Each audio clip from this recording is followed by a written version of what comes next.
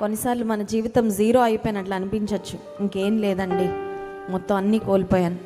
అన్నీ కోల్పోయిన దేవుడు ఉంటే, సమస్తాన్ని కోల్పోయిన యోబు దేవుని కృపచేత నమ్మకంగా దేవుని పట్టుకోవడం ద్వారా రెండంతల ఆశీర్వాదాన్ని దీవెన పొందుకుంది. దేవుడు ఉంటే చాలండి, ఆయన్ని పట్టుకుంటే చాలు.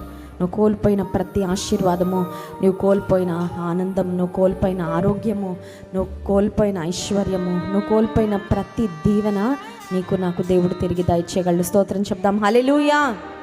ఆయన నా పక్షముగా ఉంటే, నాకు అన్నీ ఆయన అయి ఉంటే ఇంకా ఈ జీవితంలో ఆనందమే. కొన్నిసార్లు జీవితంలో చాలా నిరాశకు గురైపోతూ ఉంటాం.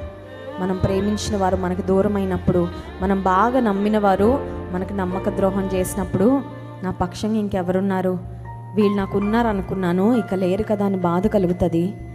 వేలాది దూతలలో ఘనుడైన దేవుడు, 1,000,000 మంది కాదండి, ఈ ప్రపంచంలో ఉన్న వాళ్ళందరినీ ఒక ప్రక్కన పెట్టిన దేవుని సన్నిధితో ఇది పోల్చలేము. ఎందుకంటే అంత విలువైనది దేవుని సన్నిధి, అంత విలువైనది దేవుని తోడు. ఇంకొకసారి పాడదామా? వేలాది దూతలలో ఘనుడైన నా దేవుడు నా పక్షమై నిలిచాడు. ఆయన నిలిచాడు, మనల్ని నిలిపాడు ఆయనలో. ఇంకొకసారి